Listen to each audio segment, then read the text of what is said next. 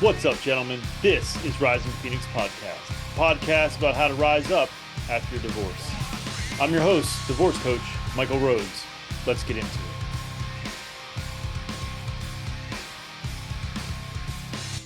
Hello. And welcome. Oh, that was perfect. To the show. This is going to be a review of episode 2. Yeah, this is going to be a double take. Yes, this is the second time. First time, okay, so what happened was... What happened? You're always on that side, I'm always on this side. I wonder why. I don't know, but we'll switch it up someday. Just confuse guys. Yeah. So we recorded this, and I was holding the microphone, but I'm sometimes laborly challenged. So I didn't really want to hold it, and I let it rest on my chest or where the fuck ever, and it cut the sound out. So you can hear him perfectly fine. Yeah, and even now, as you can tell, I don't have a microphone in my face. I'm trying something different myself. Yeah. Hopefully, our sound checks seem to check out. So yeah, we'll see how this goes. So episode 2 is, of course, with the wonderful Joshua Jones, otherwise known as Jonesy. And of course, what stands out in the first part of that interview is the fact that Josh made the decision to end his marriage. Right. This would have been 2015. I went away for training for 3 weeks, actually. And I came back, and me and my daughter were spending the day together. And mind you, like, she's not even 4 years old yet. This December, she was going to turn 4 in April. Oh, wow. And I remember coming home from somewhere, and we were grabbing lunch and then going to go to the park. And my ex-wife started talking about wanting to go as well. And my little daughter says, "No, mommy, I don't want you to go because you and daddy just fight all the time." And wow. It's like a dagger in the heart there. Yeah, it broke everything inside me. And that was kind of the point where it was just like, I'm done. I can't do this anymore. And that's can be a difficult subject, right? Especially, most of the men, certainly myself, most of the men, I think, that really seek out the podcast and everything that I'm doing are guys that was not their scenario.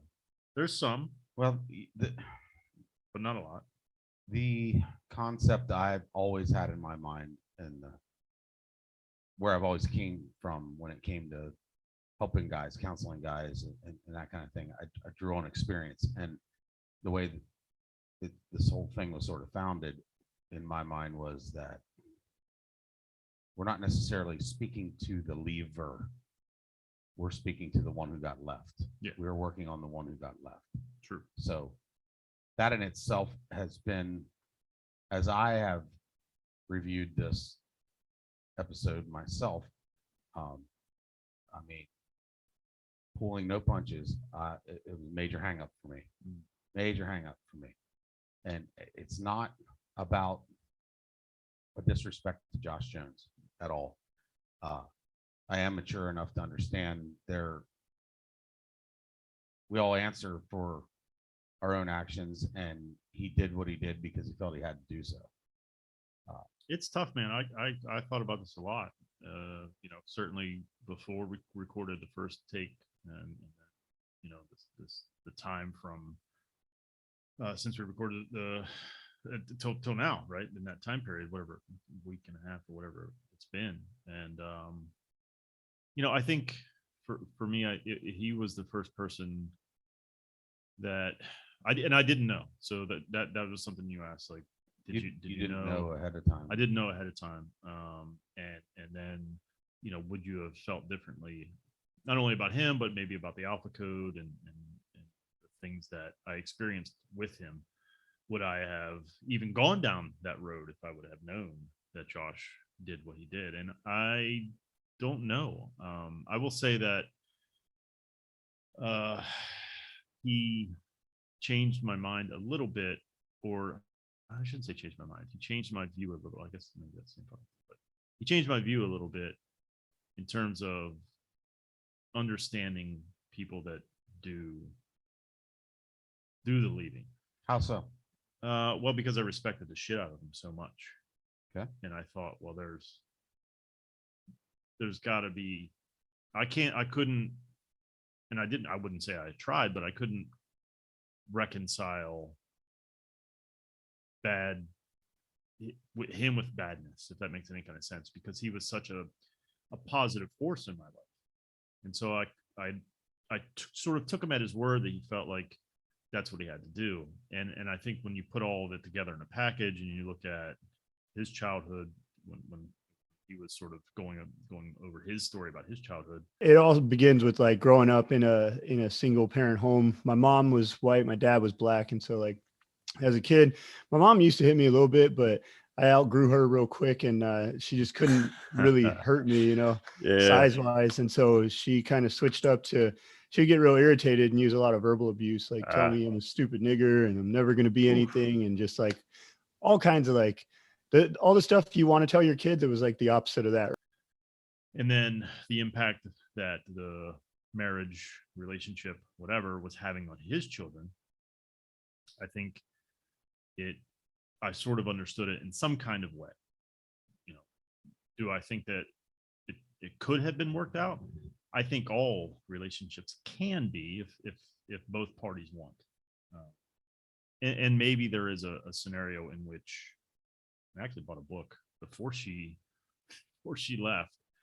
It was on fixing your marriage if only one person wants to. And this wasn't, I don't even know if that was the title or whatever, but it wasn't, I felt like we were having issues, and I don't know. It just seemed like I wanted to take the bull by the horn. So it didn't work, but I'm not sure that I'm not saying that I applied all the principles correctly or whatever. I don't even know if I read the whole fucking book, but in general, which is something we try to avoid doing, but we all do it. In general, it's natural. It is. I think it takes two. And if only one party wants to participate in the improvement or the fixing, whatever the fuck you call it, of the marriage, then it's doomed, unfortunately. I would agree to a point of that, to a large portion, really. I have a real hard time, especially all these years later, watching the effect that my wife leaving had on my daughters, watching the effects that other guys' wives leaving having on their children. So where my strong bias in this comes from, really, as I analyze myself more and more, is the effect and just the pouring in of negative trauma on those children. And I agree, but so yeah, there's an argument to be said. But we were fighting and arguing, and it was better off. The kids are better off. Horse shit. Well, the kids are better off if the parents now, and sometimes it's unattainable, and I understand that. Yeah. The kids are better off if the parents say, "Oh my God, we created this life. We're responsible for this life. Yeah. We, no matter what our differences are, we need to do things like," and Josh outlines it a little bit, and I'm gonna give him kudos for trying this for sure.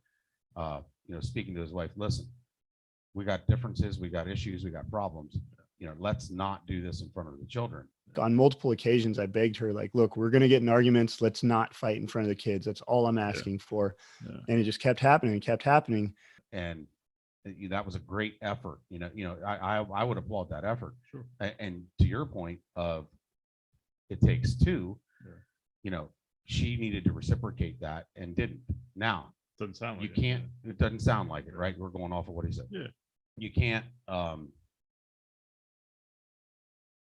make somebody do something they don't want to do. True. You need, at a point in time like that, your love for your children need to take over the best you can. I don't know. I don't know what to counsel someone in that situation where their wife is belligerent to them all the time. I don't exactly know, but what I do know is that these are I statements here. I can choose whether or not okay, Mike, so you come at me with something and you're pissed off and you're upset. and I choose my behavior. I choose whether or not I'm going to retaliate verbally True. to you. I choose whether or not I'm going to come back and swing. Right. I make the choice. My wife starts coming at me, bitching, whatever, in that situation in front of my daughters. At that point, I have a decision to make. I can choose whether or not I'm going to engage in that argument or not.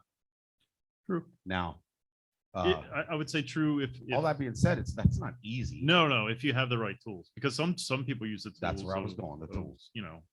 I'm gonna smack that bitch in her face. Like Sure, that happens. absolutely. Right.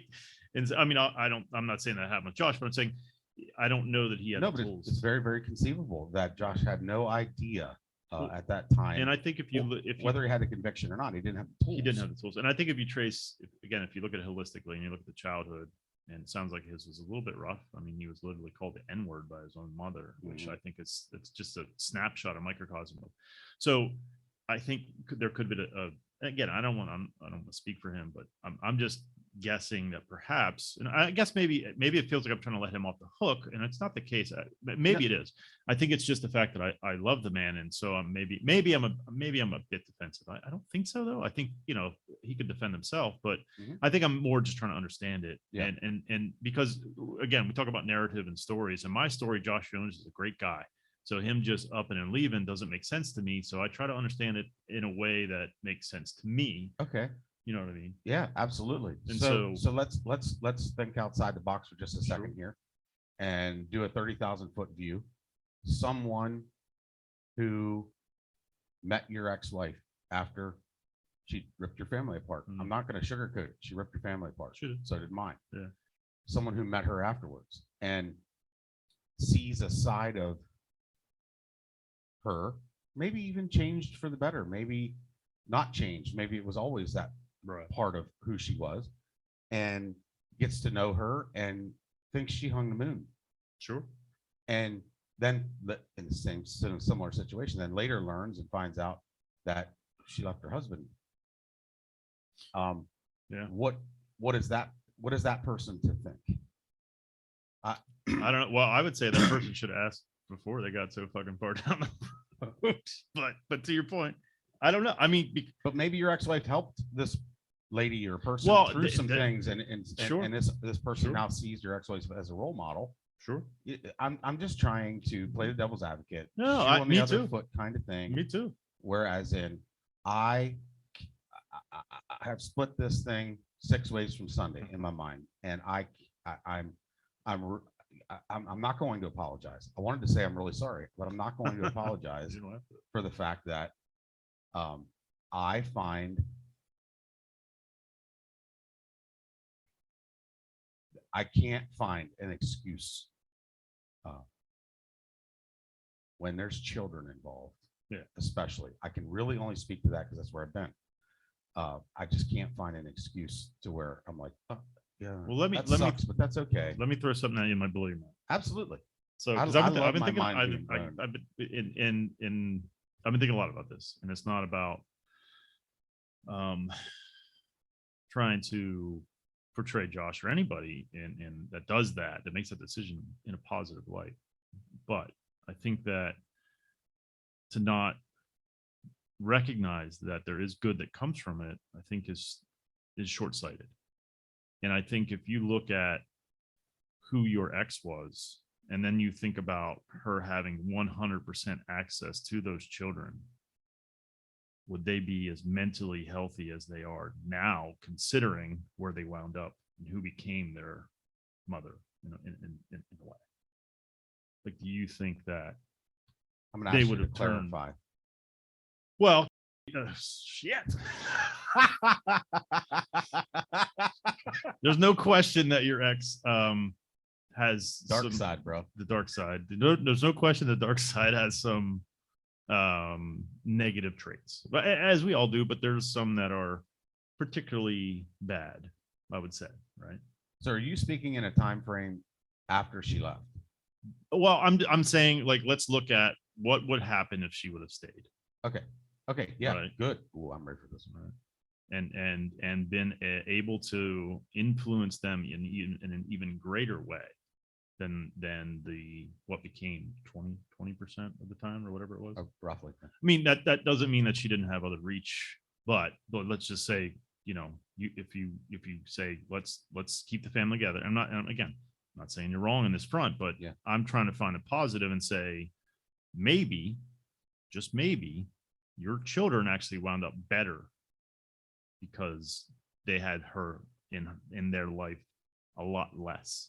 Okay, so we've had that part of that discussion before. Sure. Excuse me.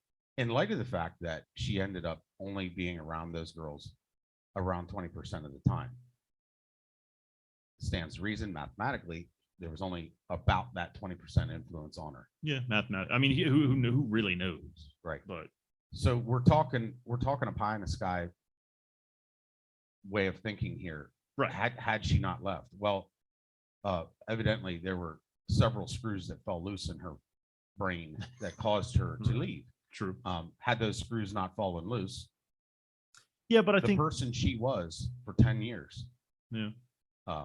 she was a pretty damn good mother. I must admit, I cannot deny that. The person she was for 10 years, she was pretty good. Upon making that decision, it's as if the hitch pin got pulled. True. And she went off the rails in many facets and areas. Well, and of her life. we've had, and we're definitely rabbit holing here, but that's fine with me. We've definitely had discussions where, like, was that the person or the person that was the mask lifted or whatever? Like, did I discover who she was, or was that always who she was, or Right. she? And it's a great question. I don't. And some of these things, a lot of these things, you just don't know. Right? You're never going to know what would have happened if she would have stayed. You can't tell, right? You can't tell. All you know is what did happen. Yeah. But so do you, I mean, I think it's a question everyone asks, like, do you think she would have, well, let me ask first, was who she was the person that was for the first 10 years, or did she just really fucking hide it well? Or did the stress of having toddlers or whatever, or, you traveling or whatever, did that cause some type of, fin of a All great snap? questions. All great questions that I'll never have an answer to. True. They're wonderful points to ponder, to help do the work, to tell the story, Sure. to help, as I did back then, to come to conclusions in my own mind. Whereas now at this point, the answers to those questions aren't going to change anything. No, they won't. No matter which direction the answer goes. No, you don't know. I mean, there's no way of knowing, what the outcome would have been either way, right? Yeah. It's just impossible to tell. Yep. But so then I think if that's the case, then you have to look at the reality, and the reality is they, of course, face challenges and have been affected by it deeply, right? But is it possible? I guess this isn't a fair question, but is it possible that they turned out better because of what occurred? Yeah, I don't have an answer to that. It's tough because you don't know. Yeah, you don't know what the the answer. I mean, the answer lies in the Marvel Endgame as the timelines diverge. That's exactly what I was thinking. That's exactly what I was thinking. As the timelines diverged, right? That reality ceased to exist. Yeah. Because and again, like I'm not defending anyone. I'm certainly not defending the dark side or anyone that makes this decision. I just think it is healthy to at least ponder the positive outcomes, because I think if you don't do that, then especially guys in the beginning don't have any hope, and then they don't have anything that well, it can get better or whatever. Oh, okay. You know what I'm saying? I know. I know. And so what I can say definitively, because I've lived in the offshoot timeline since that day. Yeah, true. What I can say definitively is that by some of you guys have heard me talk about these things before, by loving on my children the way I loved on my children and continue to do so, being present and just pouring into their lives and giving my all that I can as a father. to them. Made mistakes, absolutely. Oh, every day. I'm a human Man, being. Yeah.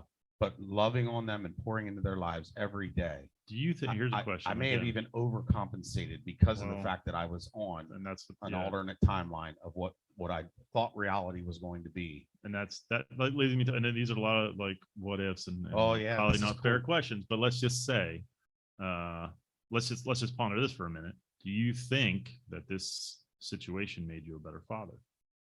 No, No. no, um, no, I don't. I think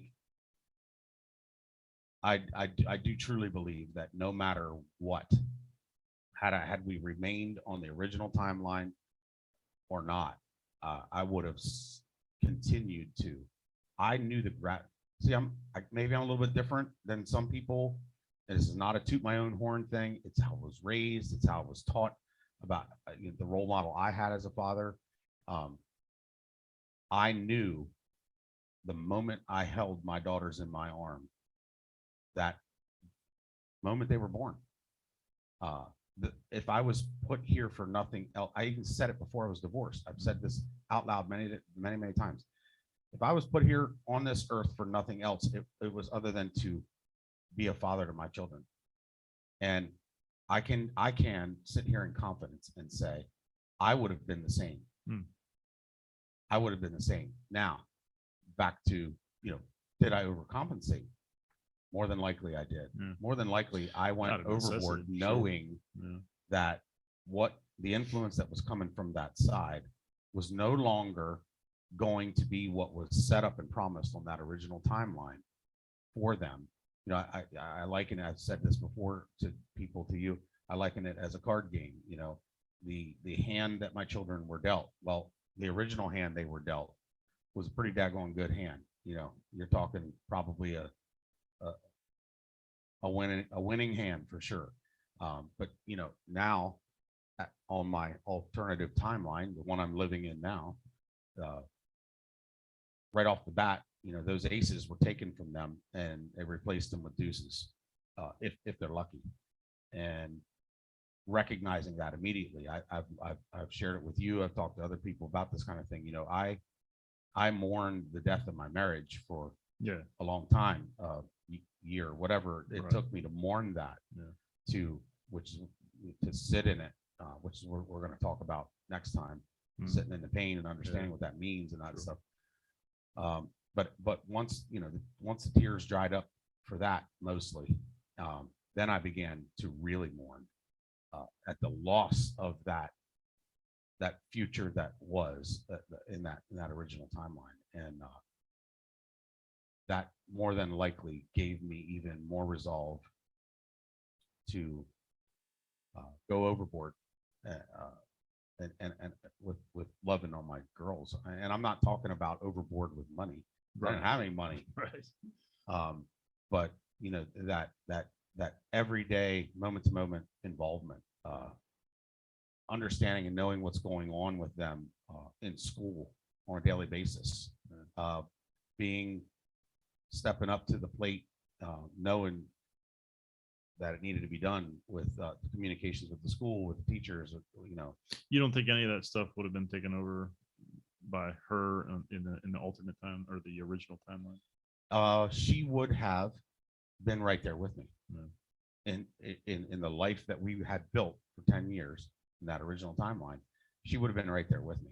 I may have been leading the way a little bit here and there, but the woman she was during those 10 years, she was that kind of woman, that mom that would have been that involved with them. After that, it definitely changed. Yeah, of course. Wow. Definitely I mean, changed. everything changed that. All right. Well, listen, it's a topic that I think is worth discussing. And I think it's one that sometimes people will ask and contemplate, is this a terrible thing? Yes. Is that, as many have said, does it mean your life is over? No, it doesn't. It doesn't mean that. No, it doesn't mean that. But there are consequences for sure. I would say that if you can work it out, work it out. But that's also a tricky thing because you don't want to, as you have said many times, in panic and appeasement phase. Right. We don't want to live in that. No, It's not healthy for you. absolutely not. That'll lead to bigger problems in your life. Right. You can't make someone love you. You can't make someone come back. You can try to do things and hope that they reciprocate, but if they don't, you're wasting your time. It's all none of this. I mean, if this shit was easy and there were easy answers, we wouldn't be here, right? Yeah, this is just a couple people discussing it. Our opinions are obviously my opinion is obviously injected into this conversation. Sure. I have a And real same. I simply just have a real hard time with uh, having some kind of sympathy for a lever. Yeah. One that would Well, I don't think I have it's not sympathy. I think it's being okay with it because there is positive to come from it. It's not. I don't feel sorry for Josh I get what you're saying. for what he did. And I don't. I think if you asked him, I mean, we don't talk a lot anymore, but we do talk. We do text None on of this is a occasion. judgment on No, Josh I know. James. No, it's not him. But I can say that he has still moments. The last time that we talked was probably 6 months ago. We've texted a couple times since then, but and he was talking about, because he got remarried, and he was talking about the stress of that, and I don't know why this came up, but he was like, sometimes I miss my family.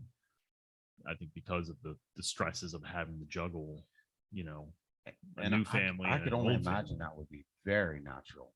Yeah, I Very, mean, how very could you natural. not? I don't. Craving that original timeline. Well, and I only think in even different circumstances. you. I mean, me. I think we all do that because this is not what we planned. Oh, not at all. And I don't. I mean, he certainly didn't. Mhm. No one, as I say all the time, no one gets married, gets divorced. Like no one does that. No one's like, oh, I can't wait for this shit to end. Like that's not what people do. I don't think so, but I do believe that there are many men and women that get married and don't really understand or take seriously the gravity of the vow. Oh yeah, sure. I mean, that happens all the time. And that's one thing. And then my biggest problem is the trauma that it inflicts on the children. Yeah. And I have read no data anywhere that supports the fact that children are just going to be okay. Yeah, they're resilient. I usually like to say that. I'd like to punch those people in the face that say that shit. Yeah. But they can come out of it okay. Is it better if a healthy family unit stays together? Yeah, no fucking question. No question. I can't, please don't get me wrong here. Like you got a physically abusive situation. Oh yeah, of course. Get yourself and your children away from yeah, that. of course. You've got maybe your wife is a whore or the husband. Maybe the wife or the husband has a real life, because it is real. Some people don't think it is, but their mental illness is a real thing. 100%. And that being said, it's an illness, and most of them have treatment plans and cures and things like that for it. So potential rabbit hole inside the rabbit hole. So the dark side, pretty sure has borderline personality, or at least some significant traits, right? Significant traits. So I would love to know and maybe you had this conversation with a therapist, but I would love to pick someone's brain. Like if that's the case, did it manifest at that point? Was it hidden for so long?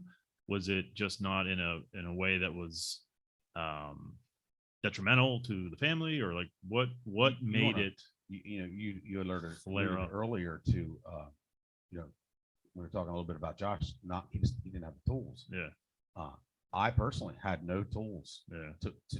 No tools to understand it, let alone deal with some of those characteristics of that disorder. I'm not a doctor. I'm not diagnosing her at all. Yeah. She simply met a lot of the criteria. Sure. So later on, just as, and this is a good segue here, just as in the latter half or 2/3 of episode number 2's podcast, Josh has gained many really valuable tools with this kind of thing. Yeah. Um, I was listening on the way here again. Well, I listened to more of it than I listened to the first time. And yeah, I mean, I lived it. I seen it in terms of who he was as a man. Yeah. Seen his leadership time and time again. It's a big help to me. That's why it was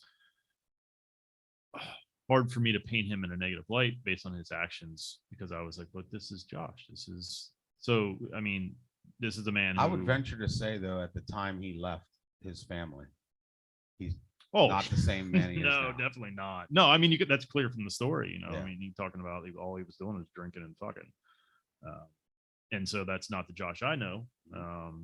I mean, I did get the honor of an honor is probably a bit strong of a word, but we did hang out once. We had a couple beers, had dinner. I was fortunate to spend time with him, and you know, we did drink, but he wasn't a drunk, or I mean, he was the guy that I knew or know, and so that reconciling that with a lever, and I think perhaps if I would have had more time to contemplate, I certainly probably would have asked about it more. I think I didn't know until that moment, I think, honestly. And so I didn't even, and not just him, although partially him, but someone else that we'll talk about in the future, is why I implemented pre-interviews. Because if I would have known that, I think I would have approached it a little differently.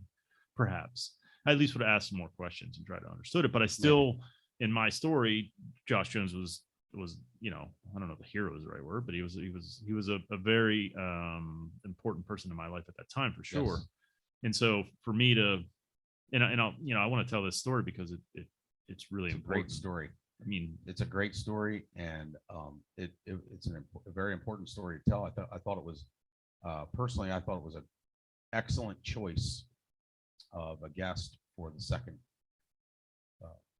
podcast, because Josh does a great job talking about many of the points that you went ahead and interviewed, and even did solos on, you know, singularities of those points that he made through there. Well, let's open this up. Let's unpack this. Yeah. I mean, we covered a lot. Lasso says, I don't know if that's a joke, but I'd love to unpack that with you. March 15th, by the way. March 15th. Ted Lasso. Yeah. Yeah. I mean, there was so much in that, and so much to be mined from it, and excellent content that he talked about, which piqued my interest even more about the Alpha Code, because clearly Josh Jones has done a massive amount of work on himself, and it shows. Yeah, it really shows. I'm glad he included the way back, the stuff from his childhood. I'm glad he included his marriage failing, and how it went down. Obviously, guys, I have a problem with anyone who chooses to be the leaver. It's just a very, very difficult thing for me to reconcile. I can't come to grips with that's better than fighting. I can't. Yeah.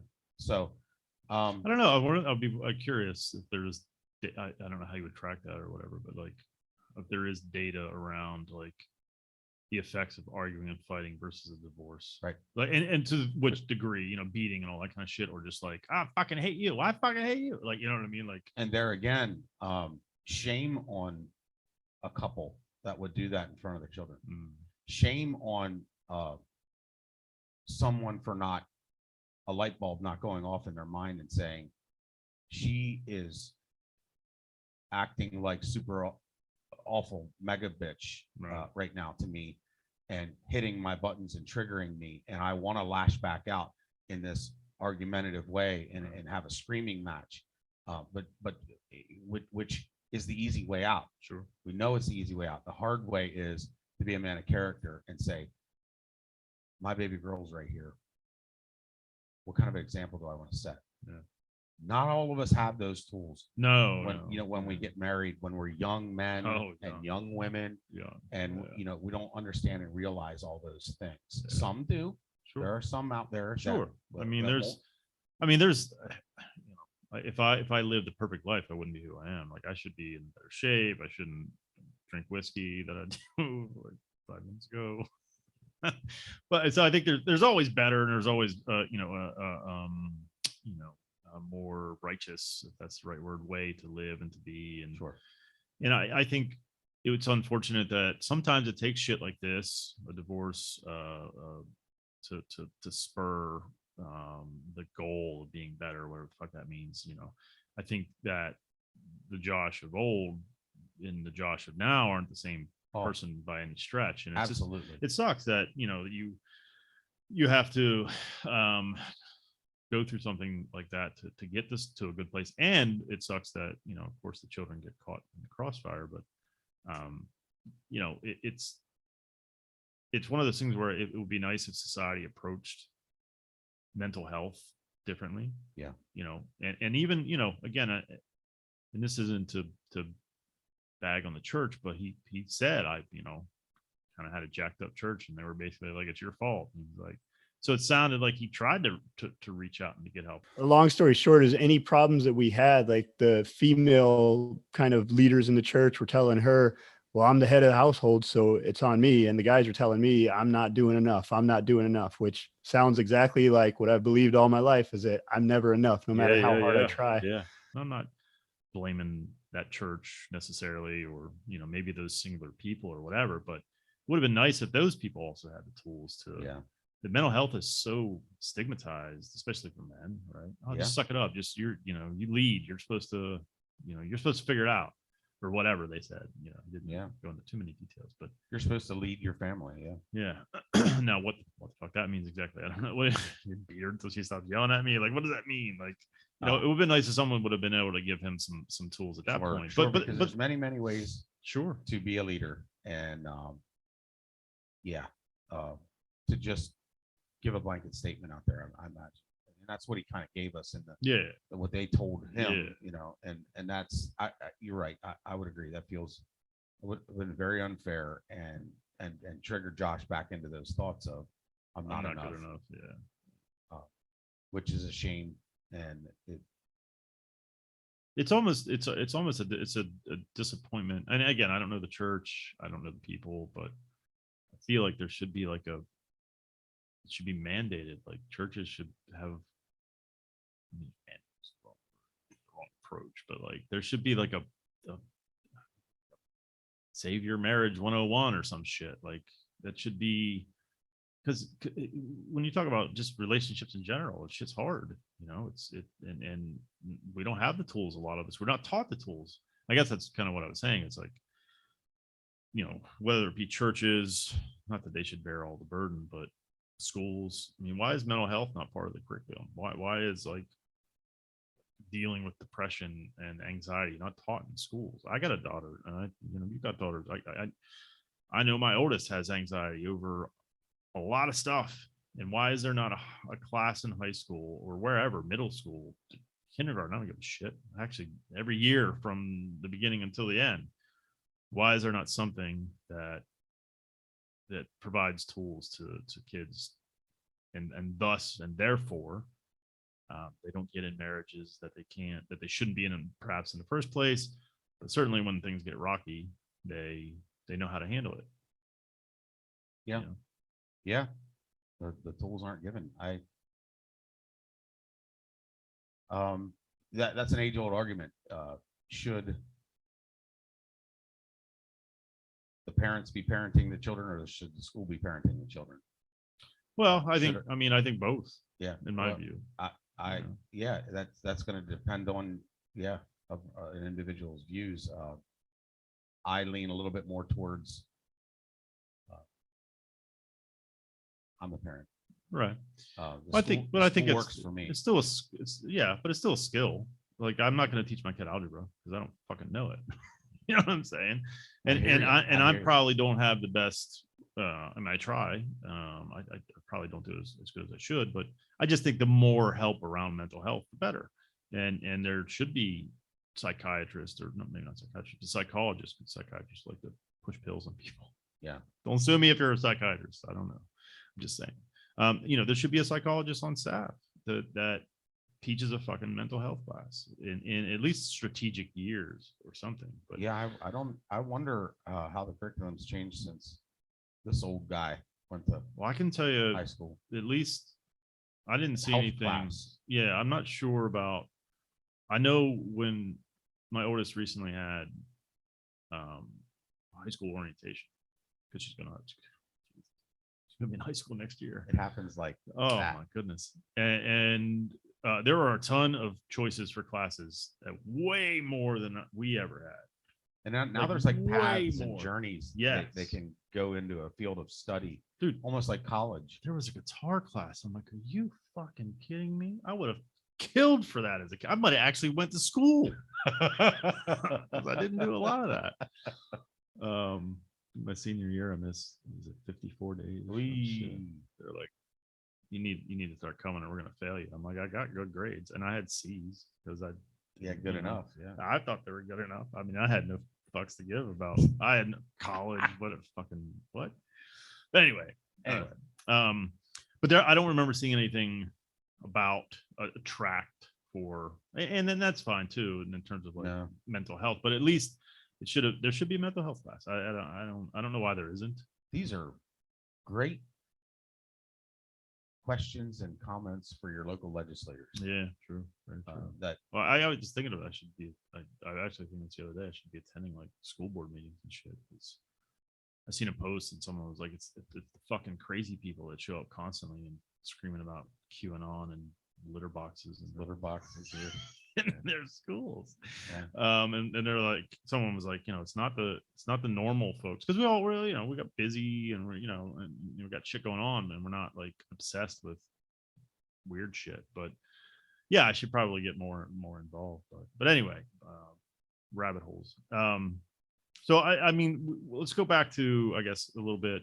Not that I want to focus necessarily on the alpha code, but we can at least talk about. No, because I think it's a good idea to talk a little bit about what the knowledge, the wisdom that the alpha code has imparted on the guys that have gone through it. Because earlier we were talking a little bit about on the phone about my take, because I haven't been exposed to it, Yeah. the alpha code at all, except for what I've watched come out of Mike through it. And it's impressive. It's my layman's terms way of putting it is it causes men to rally around each other and instills and builds and rebuilds self-confidence. Yeah. And those things are imperative I for always, a man of character. I always find it hard to describe it because I'm like, I don't know how to. I used to tell Justin this all the time, and he would give me these sort of salesy things to say, but they never felt right. You say we build men of high character and blah blah blah blah, and I'm like, yeah, but no, like yes, but no. It's so many things, and it sounds like I sound like I'm talking about a fucking cult, but it does a lot of things. It certainly gives you tools that it gave me tools that I never had. Just with, and like Josh said, it's about processing emotions, and he said, I love it. He said it's not about controlling emotions because you can't control emotions. You can't control your body. Like if again how he described it, and maybe this will be a point where I'll drop it in. I might try to do some other drops too, but he talked about if someone scares you, your body's going to react in a certain way. You can't control that. It's just going to do what it's going to do. So you're going to get pissed. You're going to get pissed. You can't really stop it, but you can regulate. I think that's the word. Number one, like hands down, is like emotional management, being able to, and I want to be very specific about not control my emotions, because you can't control something that's going to happen. Like I tell people this all the time, like when somebody scares the crap out of you, your body responds. You can manage what you do with that, but you can't stop what your body already does as a result of that, So I don't like to use control, but the management of it. Yeah, and you can see to it that your reaction forms in a certain way. Yes, you're going to have a reaction to it, but you can control how you work it after that. Yeah, I think it's, for me, I was thinking it's managing your emotions. You can't stop them. They're going to come. It's managing them and getting to the root cause. But what Justin teaches a lot is about one of the mainstays is dropping into your body and listening to your body. And that was foreign to me. I was like, the fucking, what does that even mean? And I'll be honest, I wish that was sort of it wasn't I learned more about that from Erica from episode 41. Her and I worked together for like 4 months. I learned more at somatics. It's, how the mind affects the body, essentially. I learned more about that under her, but the foundation was laid in the Alpha Code. And it wasn't like control your emotions, stop being a bitch, don't have emotions. It was like embrace your emotions, feel them in your body so you can actually feel them and heal from them and clear them. And that was just a completely different approach for me. I'd never even contemplated. And then once you do that, once you feel that, and he talks a lot about, doing purges. So if you're really upset, we would do, and he still does it, and I'm still able to go, although time wise I can't right now until daylight savings times. But he does meetings once a week, and if you're in the program, you have to go. You have to make compulsory. Oh. You have to be there. And he'll touch on this a lot, but I've seen him tell guys, go away 30 seconds, go cry. I can see you need it. Go cry for 30 seconds, scream, cry, whatever you're gonna do. Come on back. Do it right now. And they would come back and they would be, I don't want to say better, like they were healed, but they would be like relieved and given permission to go cry from a man.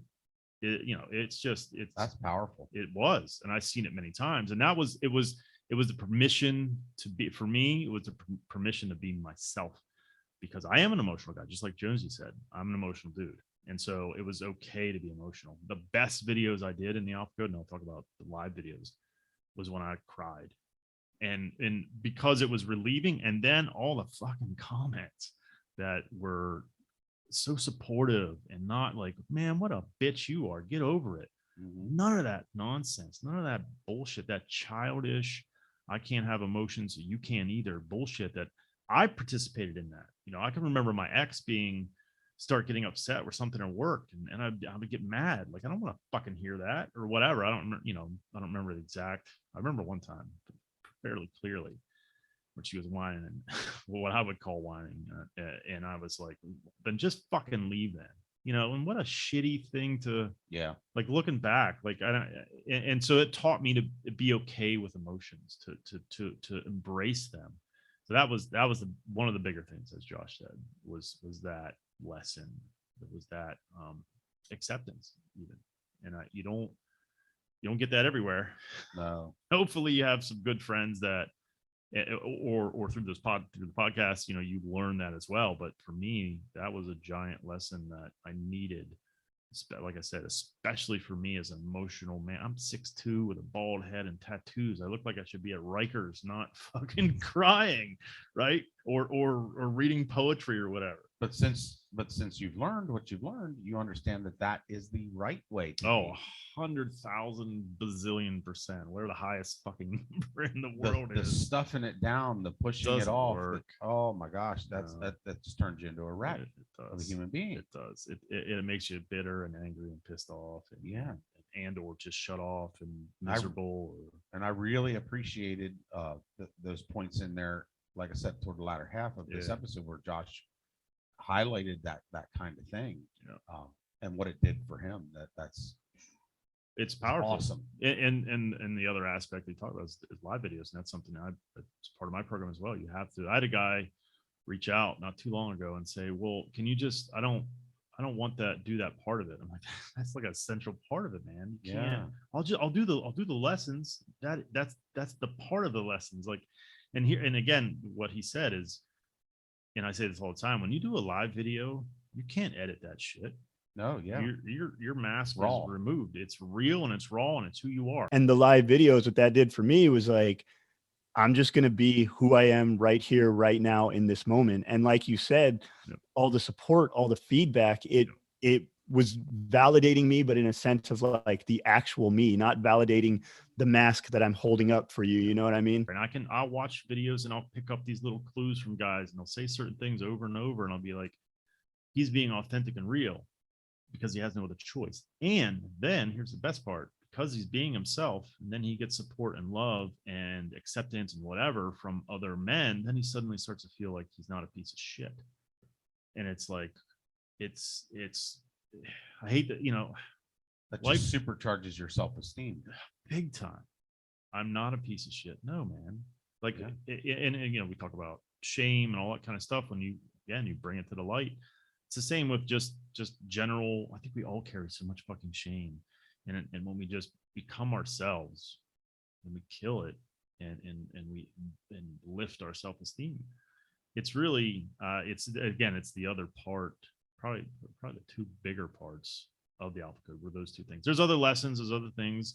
Some of it I carried on and teach, like anchors he talks about. Yeah, anchors. I love that part. Yeah.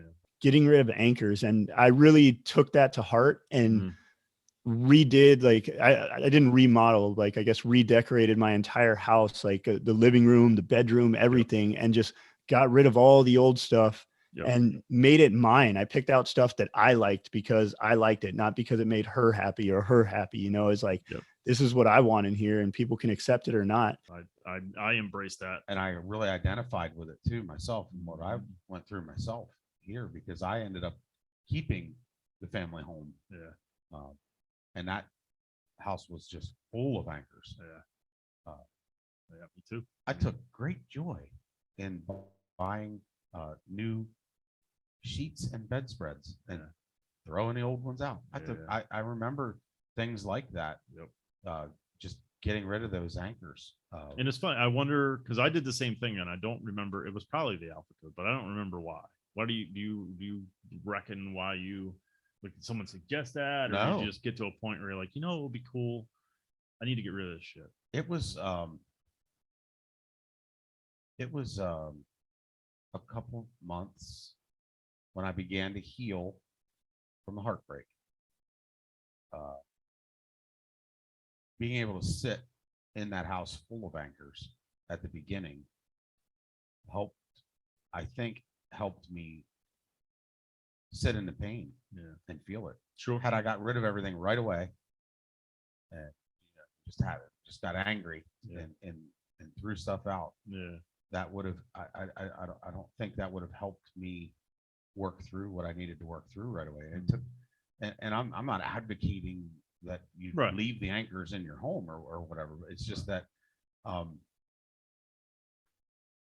there wasn't no to your question. No one said, hey, you might want to redecorate this, or What a great suggestion, though, because I did it. Awesome. And like, what a wonderful experience to be like, get rid of that shit. And it was just on the back end of that. What was really, really funny is when I met my current final wife,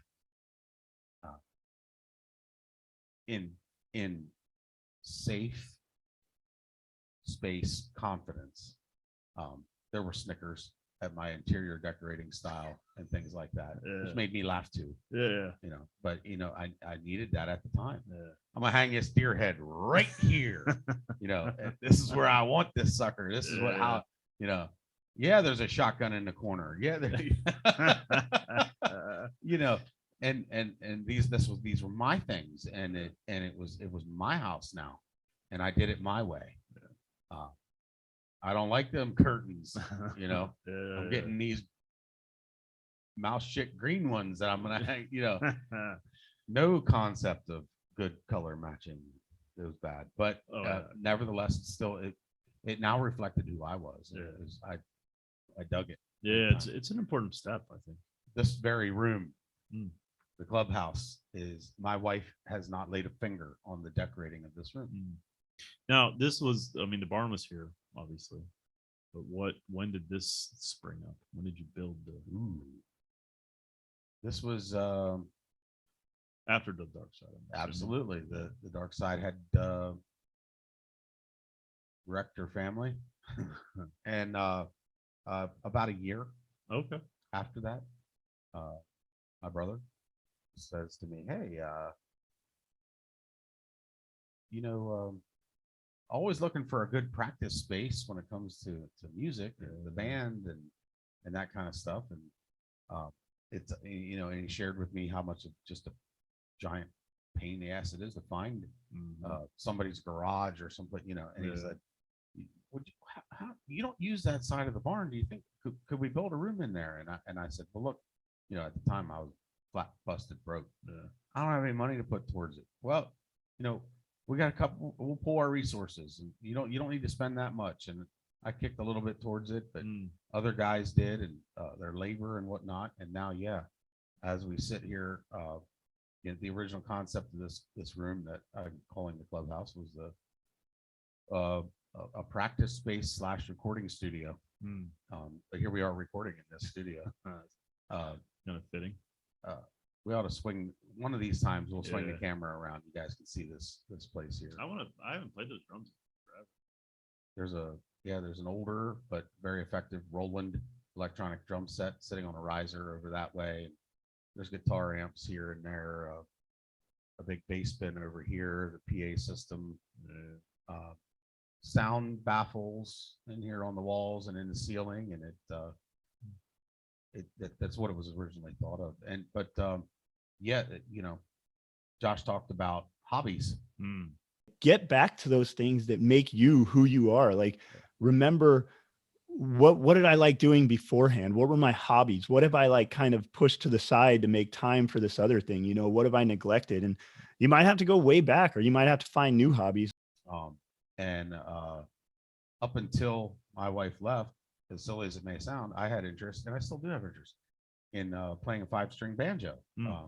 But when she left, man, the time that it took to stay proficient and practice and progress wasn't there. You know, at this point now, I'm pulling double duty trying to mimic the original timeline for my girls and what I needed to do.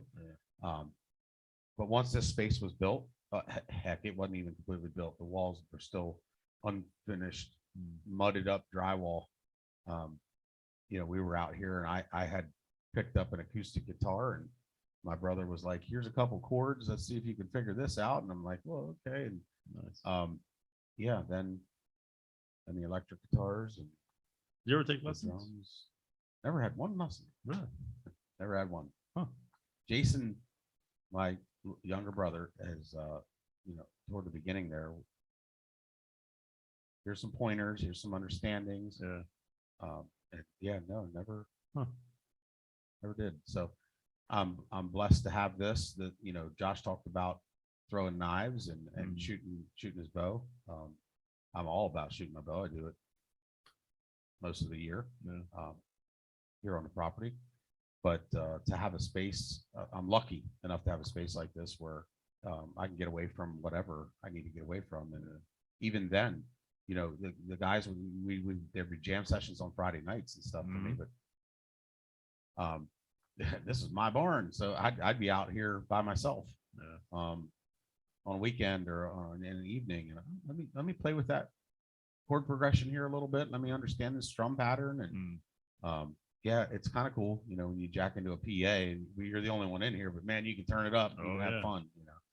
So those, you know, when Josh pointed out, you know, finding those things about you, I thought, man, he is hitting the nail on the head here, as far as remembering who you are. You know, the therapy that I went through myself after my wife left was invaluable, and that therapist talked specifically to that point of she said about trying to remember who you are and discover more about who you are. And you know, I'll never forget, she said, you know, your goal is to be the best Chris you can be. And part of that whole moving forward thing of, you know, I was into a lot of different things, but what did I really, really like? What made me me? And then try to start to pursue those things more and more, and it made a big difference. Well, yeah, I mean, you certainly have we say this all the time. It's an opportunity. You certainly have that opportunity. Suddenly, whatever your custody schedule is, there's going to be a hole in your life. You're going to go from having them all the time, having a family, being a unit, to sometimes being completely fucking alone. Completely. And you can fill that void in any way you want, But the best way is to make it a healthy thing, and I think an exploratory thing where you ask the question and try to answer, who the fuck am I? Yeah. Who am I now? Who was I always, maybe, or who could I be, or some other things that I can explore? Maybe start a podcast. And I'm a big advocate for the fact that that takes time. Oh yeah, It's not the kind of thing a week later. Oh yeah, I remember I like and this and that, and I'm better now. No, I'm sorry, no. it just don't work that way. I say it all the time about because I see it all the time. Guys are certain I'm good. I'm so good. This is and the other way too. This is never going to get any better. I think certainty is incredibly dangerous because especially on the well, I think both ways, but the part of me feels like it's worse when you feel like you're good. I know I'm good, especially if it's I have a new girl. Oh fuck's sakes! Only a Sith talks in absolutes. I seen I went to, you ever been to that store At Home? Yeah. I was in it the first time the other day, and oh my god, I didn't know. And there is an aisle where there's The some artwork? Star Wars stuff, and one of it said, "I find your lack of faith disturbing." And it was, My son has that on the wall in his room. oh yeah, Yep. it's like a narrow Banner type thing. His is Yeah. about that long. Yeah, it's and pretty big. And it flips back and forth depending on Oh how yeah, you look at it. that's cool. It says that, and then it says something about Luke.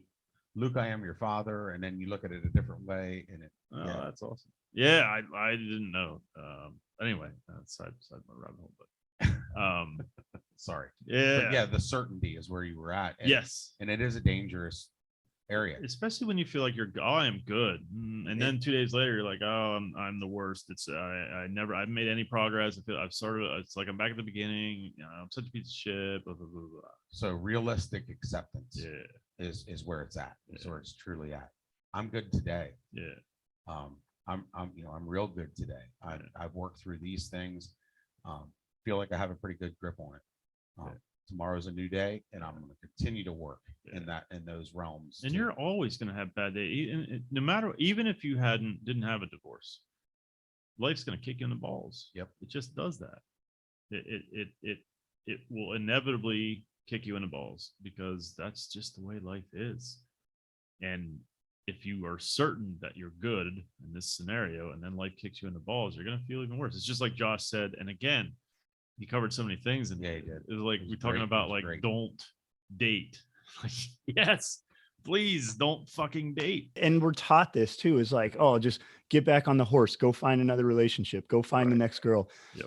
I think that is the absolute worst thing that you can do, because again, like we talk about, like for those listening, if you know or don't know what an avoidance strategy is, it's like I was talking about with drinking. It allows me not to have to focus on the real problem. Yep. And so if I'm hurting from a relationship and I go jump into another one, like I'm just shooting my endorphins back through the roof. So I feel like I'm happy. I feel like I'm good. When in reality, I'm just putting a Band-Aid on a bullet hole, because as soon as something goes wrong with that new one, then now I've got to deal with the emotion from that, as well as the emotion I haven't dealt with yet. And I guarantee you they're going to tap into each other. Because it can cause you to soothe that pain artificially.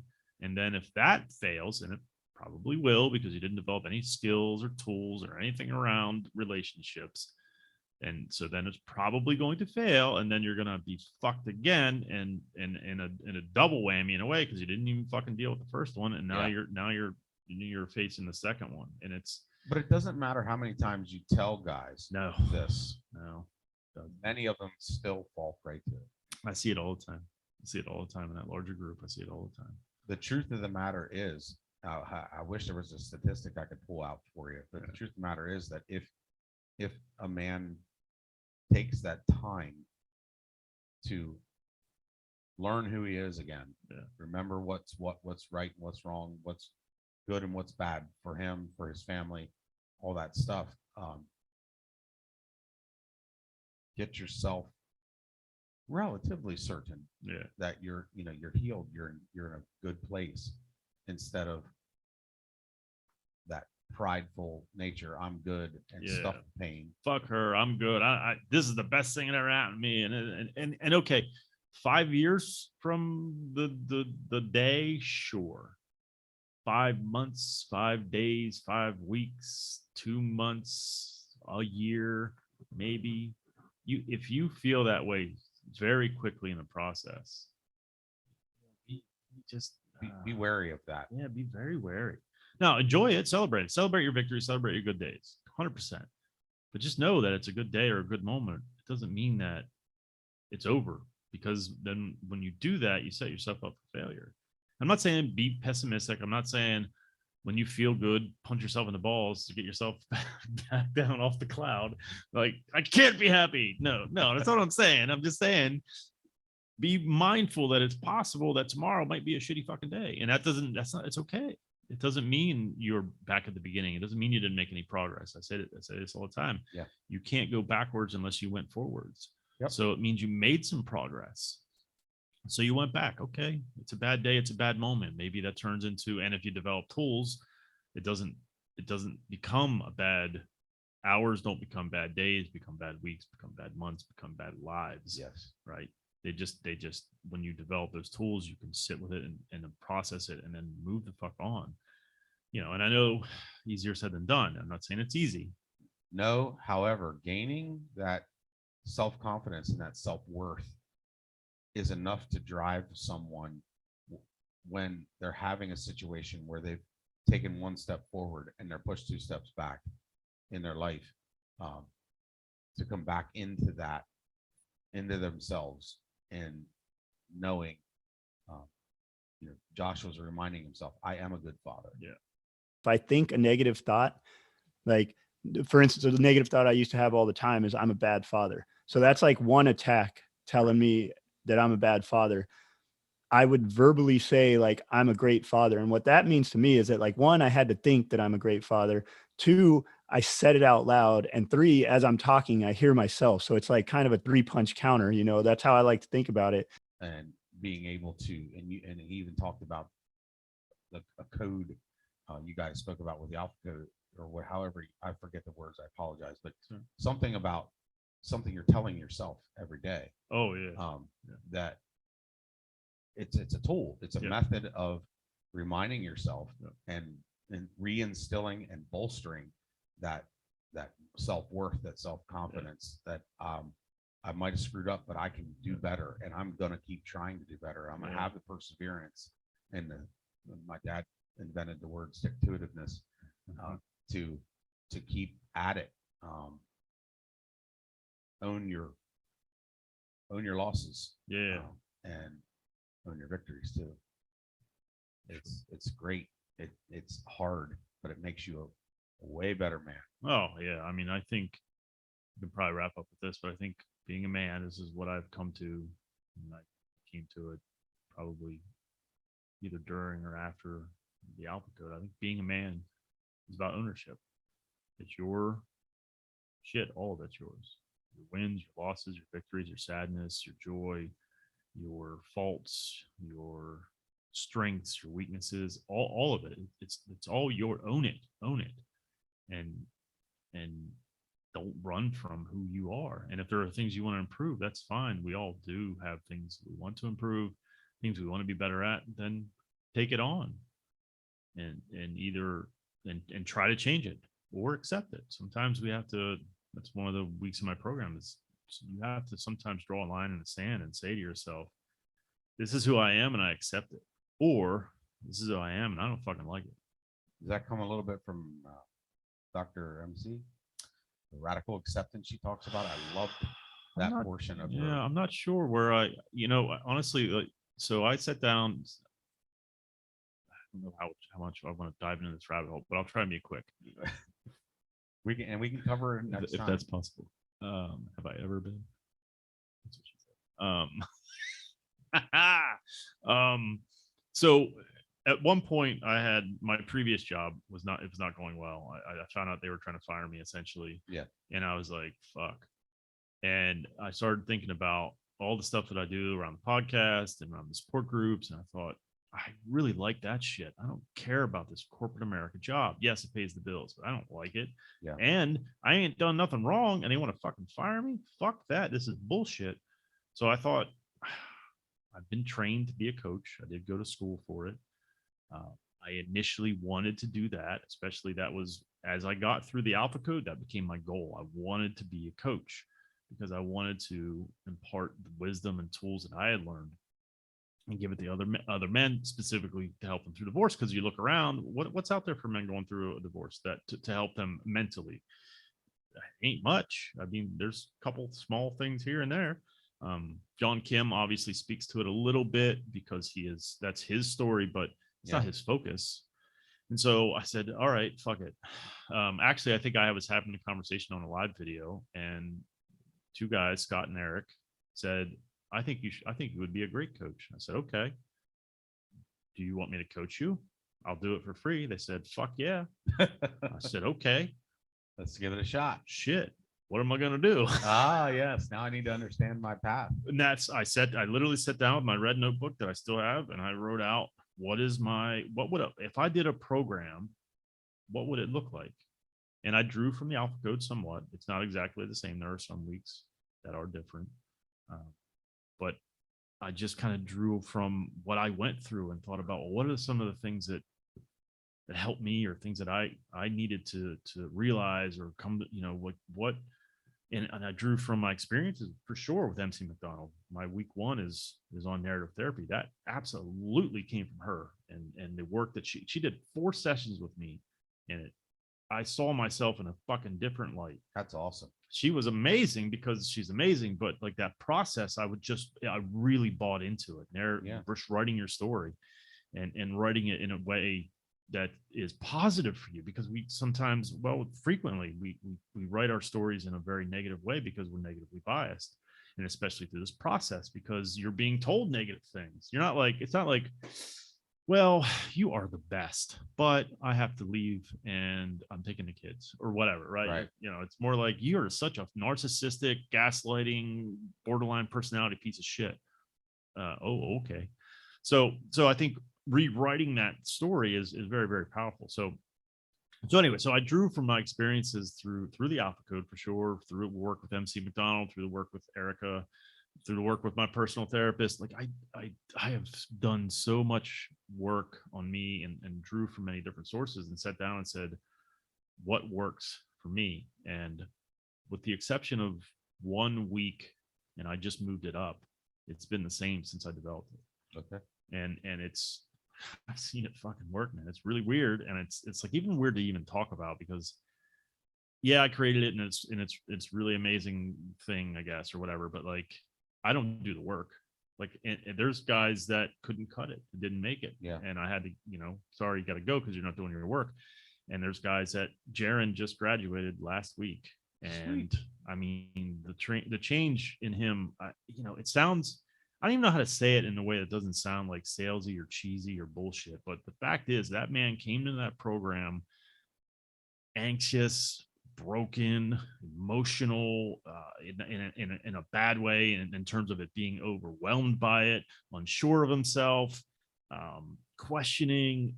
And now he's all I can think to say to him all the time. Every time I see him now, he does live videos, he's just centered and he's at peace with who he is. Awesome.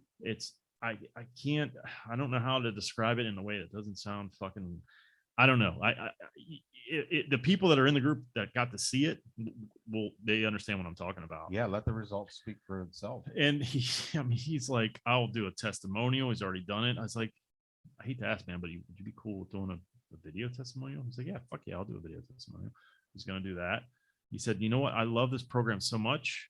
And this is sort of an announcement, I guess. I didn't plan on this. Oh, here we go. I want to sponsor somebody. So he's going to pay someone to go through the fucking program. That's awesome. Yeah. I mean, that's how that's how much it impacted him. Now, listen, I'm not saying it's not going to fix you, whatever the fuck that means. But no, because you have to fix yourself. 100%. But it will give you some tools, and it'll give you a space to. And I honestly didn't plan this to turn into this like fucking advertisement. Sorry, it just came up. Here we are, rabbit holes. So I haven't worked out all the details yet in terms of. We just actually had the conversation last night. I said, you talked about this pretty early on, probably like midway through. He's like, I want to sponsor someone. I was like, okay, that's cool. We'll talk about it later. Finish the program. Right. And now he's done. And so we had the conversation. He's like, all right. He's like, I'll tell you what. I'm going to do it. I committed to it. Find someone, you pick them. I trust your judgment. Have them pay. Okay. When they're done, I'll reimburse them. I'll give you the money. In fact, then he messaged me later. He said, I'll give you the money when they pay, just so you have it. And then when they graduate, you pay them back.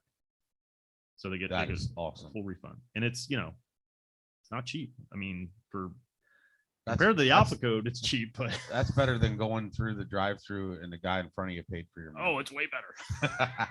That's awesome. That's great. I mean, and it speaks to maybe the program, but it speaks to him and the kind of people that I think that you kind of need in your life. People that are dedicated to working on themselves and being introspective and asking questions and doing the work and being mindful and all the things that lead to, I think, positive mental health.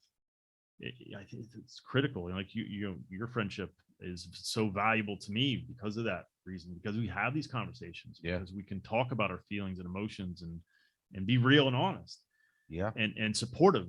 Yes. And you need those kind of people in your life. And it's, I feel like it's somewhat harder to find, maybe in general, but certainly it feels like it's harder to find amongst men. It is. It is very much harder to find amongst men. We're saying this like we're comparing it to what women do, right? Because I truly don't know. I don't know how. I have no idea. I don't know the depth, or the shallowness of a woman's support to another woman, and I can imagine it's similar. You and I run into men that'll, on the surface, have that mindset of support and help and want to behave as though, but when it gets down to nitty gritty and you're calling me at 11 o'clock at night, or I'm calling you, and crying on the other end of the phone, and you sit with one another through it, and you hold that space and you let them cry, and I've had conversations with you in those mannerisms, other guys that since the inception of this that I've helped with and mentor, and I'm on the phone with them, and they'll start to cry, and then they'll start to apologize, and I nip it in the bud that quick, and I'm like, oh no, please continue. You need this, and it is okay, and please do not be embarrassed by it. It's okay. Let it out. And to have that kind of support, maybe women do it. I have no idea. I think that, but I know that's what real men do. For 100%, no question. And I think what women don't do because they don't have to. Maybe I don't know. Maybe I'm wrong. I shouldn't say that. In my mind, I imagine women don't apologize for crying to other women because that's what they do. And I don't mean that in a negative way. I just mean because they were allowed. They're allowed. The time they were a little girl to do it. Yeah. No one ever told. Oh, well, I shouldn't say that. It's rare. I think the generalization is that boys are told stop crying and girls aren't. Girls are comforted and taken care of and nurtured in an emotional way. Again, I'm generalizing. Yeah. And boys are told to stop crying, and it leads to us to. And I said I was going to wrap up earlier. I lied. I'm going to wrap up with this. Let's keep going. Promise. So I mentioned this to you the other day. That CDC, I think it was, recently came out with a report that said about how teenage girls are feeling anxious and I'm tempted to pull it up, but I don't know. You did talk to me on the phone about it the other day, though. I can't remember. Essentially, it was today's girls feel unsafe, anxious, and face violence on an epidemic scale. Wow. And I actually talked to my oldest daughter. She's like, "Yep, sounds right to me." And I'm like, "Jesus, kid, that's terrible, right?" And it's unfortunate that it's still, that message is still being permeated through fucking idiot assholes like Andrew Tate. I don't know if you know who that fucking idiot is. You don't want to know. I'm sorry, I don't. Yeah, he's in jail right now. And his message is essentially women are subservient. Men need to, be not, I don't know if he says specifically be violent, but he was a kickboxer. He was on Big Brother. He's a celebrity, but he's got these TikTok videos, although he's banned from all social media, but he's had these viral videos of basically Wow. pissing all over women essentially. And it gets eaten up because it's easier to be pissed off and angry because that's the only way you're allowed to be. And it's easier to be that way if that's the way you've sort of been shaped and molded by society, by being told not to cry. Because if you do, I guarantee you, Andrew Tate doesn't say it's okay to cry. He's going to say you're being a bitch. Yeah. He's the guy who carries around a sword. He's like, you should carry around a sword so in case your woman talks back, you can. People, he's like a millionaire, a couple maybe 100 times over. I don't know, but it's unfortunate that it's so much easier. That message is simple. Women are evil. See, look, they're leaving marriages at a rate of 80%. They whatever, right? It's easy to blame, point fingers, and that message. And I say this all the time too. I would be, not that I'm looking for, I mean, I guess I am looking for success, but I'm not. It doesn't drive me. I'm just looking to help. But I would be way more successful, I think. Famous, whatever, not famous, because I don't give a fuck about that. But I don't know. Successful, maybe it's the right word. If I just told everybody it's not your fault. It's not your fault. It's not your fault. It's their fault. Women are programmed that way. They're evil. They're just out for your money. If you don't have money, they don't love you. If you're a man, you're not loved unconditionally. Only women and animals are, or whatever dumb shit that Everybody wants to be told it's not your fault. Yeah. And here's the thing. Sometimes It is. fucking A right it is, because you don't have the fucking tools. And also, spoiler alert here, you're a fucking human. So you're gonna fuck up. We all fuck up. So that message that it's not your fault, it's women are programmed that way, it's genetics, bro, or what the fuck ever they say, is horseshit. It's nonsense. It just is. And so I think we're unfortunately fighting against something that's just so ingrained, Yeah. and damn near, I don't want to say impossible because that's not true, but really, really difficult to push back against that, because it's a lot easier to point fingers than to look inward and say, shit, maybe sometimes I was a fucking asshole. Maybe sometimes I did things I shouldn't have, and I need to work on me. And it's not even really about blame. It's more about what now. Well, what now is what are you able to do? And that's focus on you. You can't. Yeah. Let's say, okay, women are evil. Okay, so what? Don't you still want to be a good man? What does that have to do with me? I can be a better me, so I'm going to be a better me. Right. And the one thing, again, I like the one thing that I find hilarious to me is there's this chick Pearl, and you've seen it. I'm sure you've seen the TikTok videos. She's telling how all women are leaving at 80%. Yeah, and that's Pearl. I find it hilarious that she's shitting on women as a woman herself. Like, so which ones, all women or everybody but you, Pearl? Like, get the fuck out of here with that pandering bullshit. It's just, it's sickening to me in a way. There's got to be money behind it. Oh, 100%. We're creeping towards Sean Whalen territory here.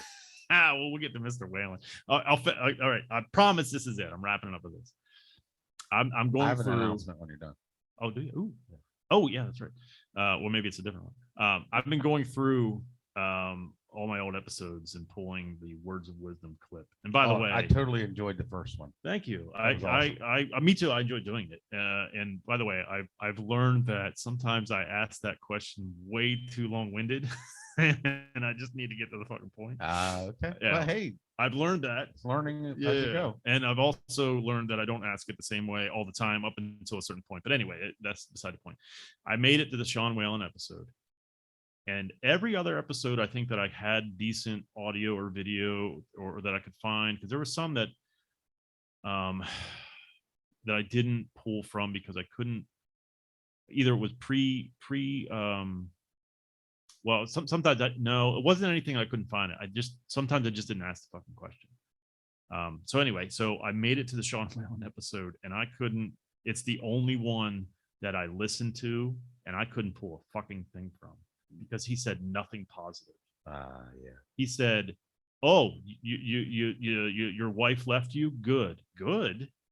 Yeah. I mean, he said nothing positive. Now we'll get to him in his episode, but he said some really good things in that episode, but he said some really stupid fucking dumb things. And again, I didn't have maybe the balls perhaps to stand up and say that's dumb, but his was the only one so far that I haven't been able to pull. Like some of them weren't great, no offense to anybody, but I was still able to pull some nugget out.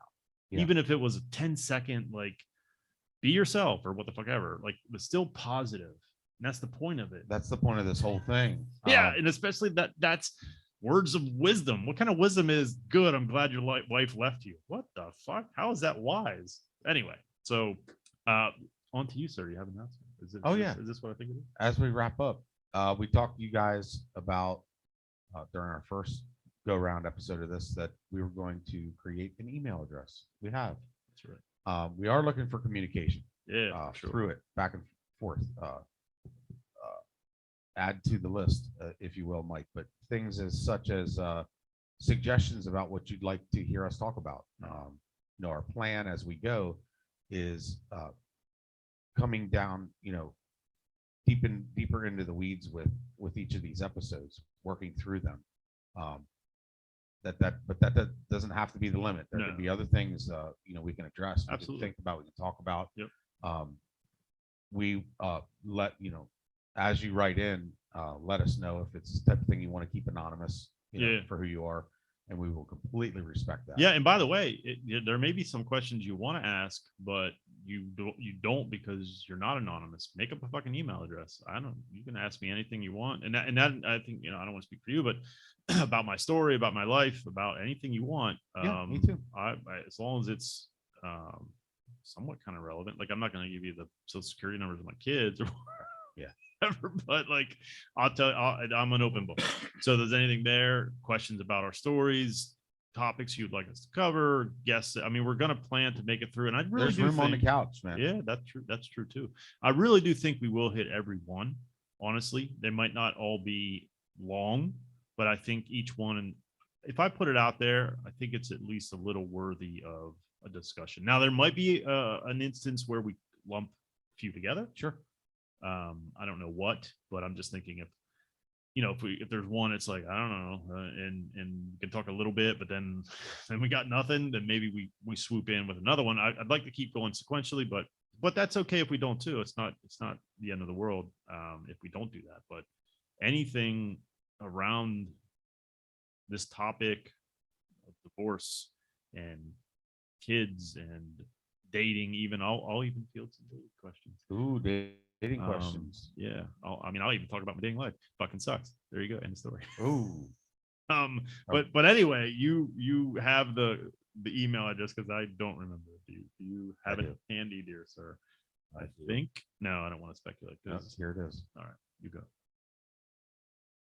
The letters are CMDISCOURSE@gmail.com. That is cmdiscourse@gmail.com. You got it. So yeah, feel free, hit us up. We will, I think every other week is something to shoot for, but we also may do it every week. Really depends on scheduling and stuff. So they're definitely going to keep coming, and we'd appreciate feedback and questions and direction. Even should you choose to want to provide some input, we'd love it. I know I would, and I know he would. So yeah. Thanks for listening. That's all for this one. We'll see you next time. Thanks, guys. Bye. Thank you so much for watching and/or listening. Since my separation in July of 2019, I have done an incredible amount of work on myself. I've had many different therapists, life coaches, and went through different programs. I've taken all that I've learned and put it into my own program called Forged by Fire. If you are interested in having me help you navigate your divorce, please hit my website, risingphoenixdivorcecoach.com. I look forward to working with you.